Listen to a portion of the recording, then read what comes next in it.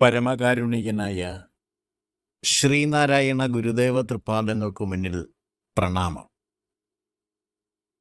ശ്രീനാരായണ ഗുരുദേവ തൃപാദങ്ങളാൽ വിരചിതമായ ദേവി പ്രണാമ ദേവ്യഷ്ടകം എന്ന കൃതിയിലെ ഒന്നാമത് ശ്ലോകത്തിൻ്റെ പഠനത്തിലേക്ക് നാം പ്രവേശിക്കുകയാണ്. പാദഭക്തജനപാലനാധികപരായണ ഭവഭയാപഹ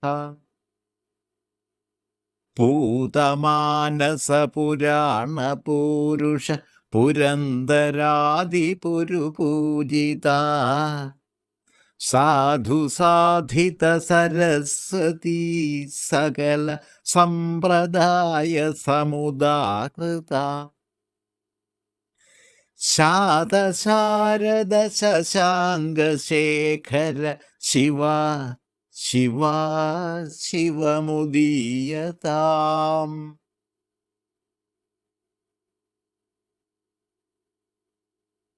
പാദഭക്തജനപാലനാധികപരായണ ഭവഭയാപഹ പൂതമാനസപുരാണപൂരുഷ പുരന്ദരാദിപുരുപൂജിത സാധു സാധിത സരസ്വതി സകല സമ്പ്രദായ സമുദാഹൃത ശാരദ ശശാങ്കശേഖര ശിവ ശിവ ശിവമുദീയതാം.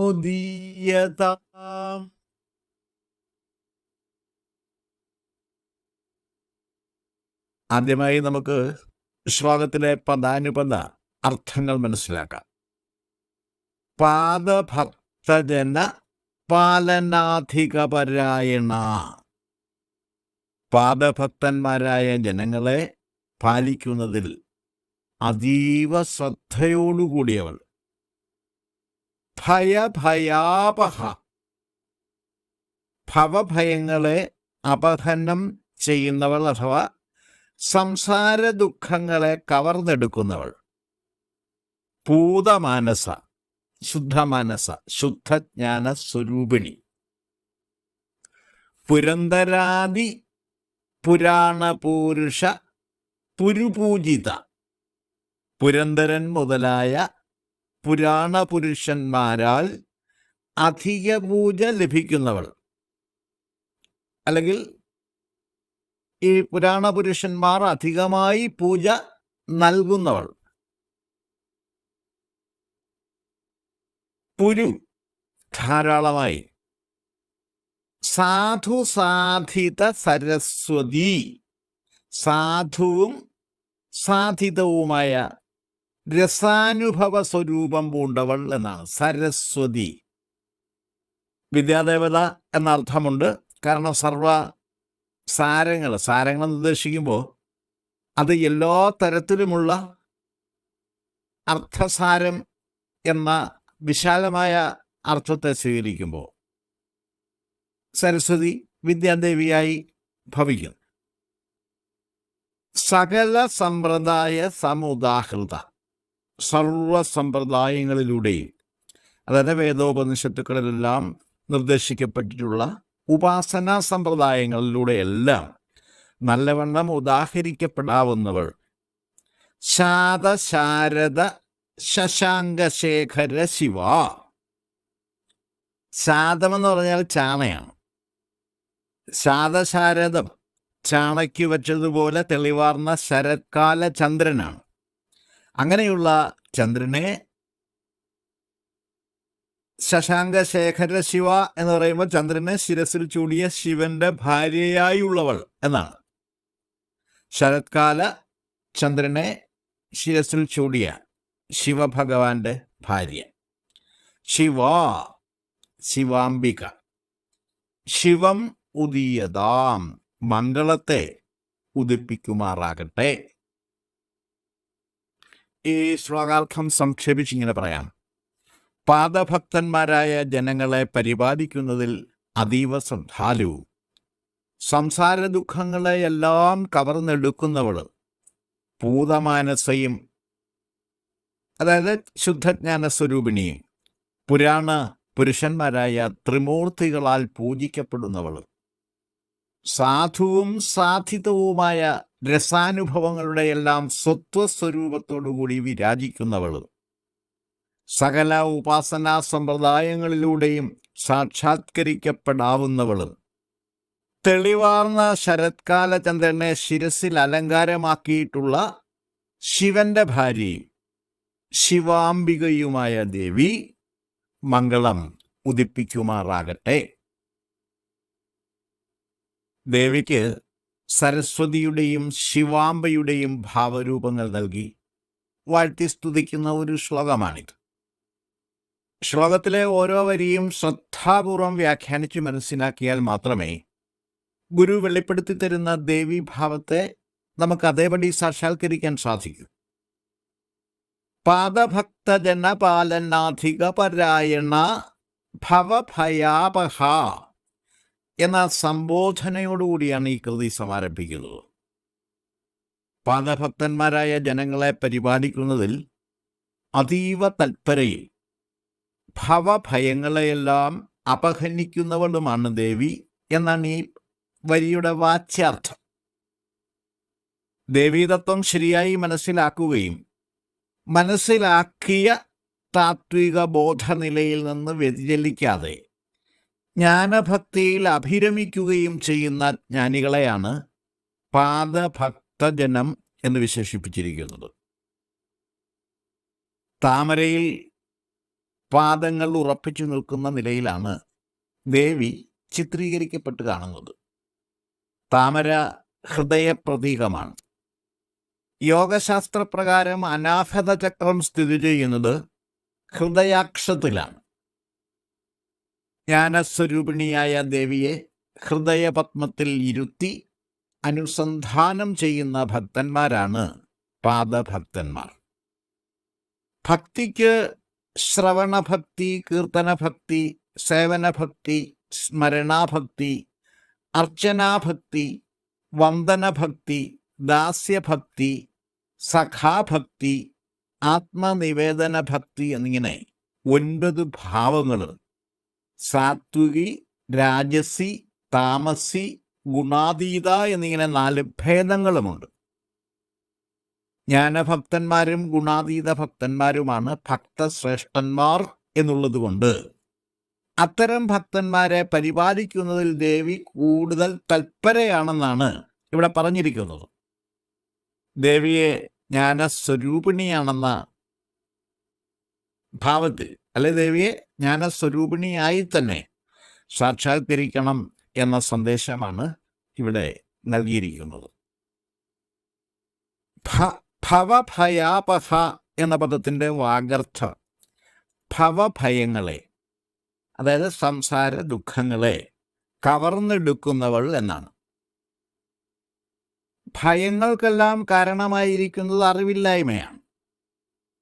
ജ്ഞാനാഗ്നിയിൽ ചുട്ടു നശിപ്പിക്കാൻ സാധിക്കാത്ത ഭയങ്ങൾ ഒന്നും തന്നെ ഇല്ല. ജ്ഞാനസ്വരൂപിണിയായ ദേവിയെ സാക്ഷാത്കരിച്ചാൽ അഭയ പദപ്രാപ്തി സംസിദ്ധമായി തീരുന്നതാണ് എന്നാണ് ഇവിടെ പറഞ്ഞിരിക്കുന്നത്. പൂതമാനസ പുരാണപൂരുഷ പുരന്തരാദി പുരുപൂജിത എന്ന വരിയുടെ വ്യാഖ്യാനം ഇനി നോക്കാം. പുരാണപുരുഷന്മാരായ പുരന്തരാദികളാൽ ധാരാളമായി പൂജിക്കപ്പെടുന്നവളും ശുദ്ധമാനസയും, അതായത് ശുദ്ധജ്ഞാന സ്വരൂപിണിയും ആകുന്നു ദേവി എന്നാണ് ഈ പറഞ്ഞിരിക്കുന്നതിൻ്റെ വാച്യാർത്ഥം. അജ്ഞാന നിഴൽ സ്പർശം പോലും ഏൽക്കാത്ത മനസ്സാണ് പൂതമാനസ്. പുരന്തരൻ എന്ന പദത്തെ പുരം ധരൻ എന്നിങ്ങനെ ഇഴവിരിക്കുമ്പോൾ പുരത്തെ കീറി മുറിച്ചവൻ എന്ന അർത്ഥം സിദ്ധിക്കുന്നു. പുരത്തിന് ശരീരമെന്നും നഗരം എന്നും അർത്ഥമുണ്ട്. ത്രിപുര ദഹനകഥയിലെ ശിവൻ പുരാണപ്രസിദ്ധനായ പുരന്തരനാണ്. ഇന്ദ്രനെയും വിഷ്ണുവിനെയും അഗ്നിയെയും ശിവനെയും പുരന്തരന്മാരായി പുരാണങ്ങളിൽ ചിത്രീകരിച്ചിട്ടുണ്ട്. പുരമെന്ന പദത്തിന് ശരീരം എന്ന അർത്ഥം നൽകുമ്പോൾ ദേഹോഹബോധത്തെ ഉന്മൂലനം ചെയ്യുന്നവൻ അഥവാ ബ്രഹ്മൻ തന്നെയാണ് പുരന്ദരൻ. ചുരുക്കി പറഞ്ഞാൽ ത്രിമൂർത്തികൾ മൂവരും പുരന്ദരന്മാരാണ്. ആദിപരാശക്തിയിൽ നിന്നുമാണ് ത്രിമൂർത്തികൾ ആവിർഭൂതരായത് എന്ന് ശാക്തേയ പുരാണം ഉദ്ഘോഷിക്കുന്നുണ്ട്. ഉൽപ്പത്തി കഥയിൽ സർവലോക ജനനീഭാവം പകർന്നാടുന്ന ദേവിയെ ത്രിമൂർത്തികൾ ഉൾപ്പെടെ സർവരും പൂജിക്കുന്നു എന്ന് പറഞ്ഞിരിക്കുന്നതിനെ ശാക്തേയ പുരാണത്തിലെ ഉൽപ്പത്തി കഥയുമായി ചേർത്ത് വെച്ച് വായിച്ചറിയേണ്ടതാണ്. ജനനി നവരത്ന മഞ്ജരിയിൽ ഇതേ ആശയത്തെ വേറൊരു തരത്തിലാണ് ആവിഷ്കരിച്ചിരിക്കുന്നത്. സർവം ദേവീമയം എന്നാണ് ഈ വാഴ്ത്തലിൻ്റെ പൊരുൾ.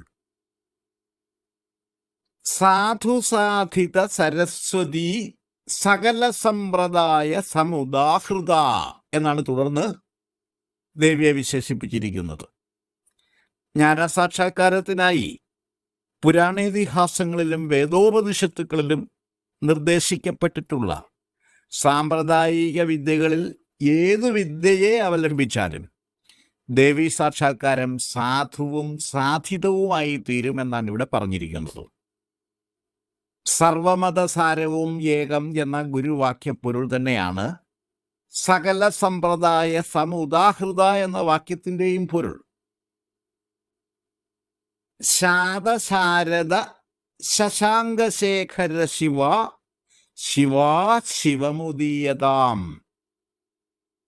എന്ന് പറഞ്ഞുകൊണ്ടാണ് ഈ ശ്ലോകം ഉപസംഹരിച്ചിരിക്കുന്നത്. ശാതശാരദം എന്ന പദത്തിൻ്റെ വാഗർത്ഥം ചാണയ്ക്ക് വെച്ച് തിളക്കിയെടുത്ത ശരത്ചന്ദ്രൻ എന്നാണ്.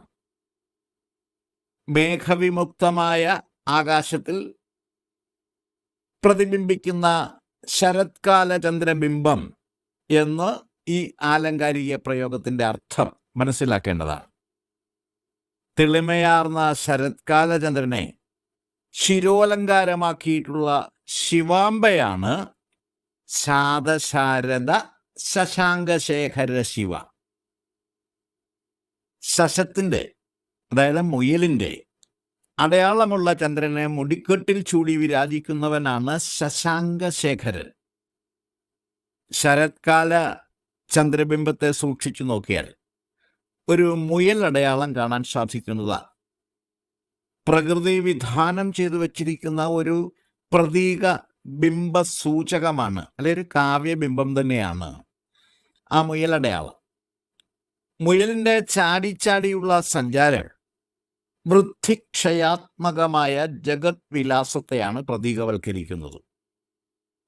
കാലപ്രവാഹഗതിയിലെ ഋതുഭേദങ്ങളും ആവർത്തന നൈരന്തര്യവും ദ്യോതിപ്പിക്കുന്ന നൈസർഗിക കാവ്യബിംബമാണ് തരംഗരൂപത്തിലുള്ള മുയൽച്ചാട്ടത്തെ പ്രതീകവൽക്കരിക്കുന്ന ചന്ദ്രബിംബത്തിൽ അങ്കിതമായ ശശം അഥവാ ശശാങ്കം.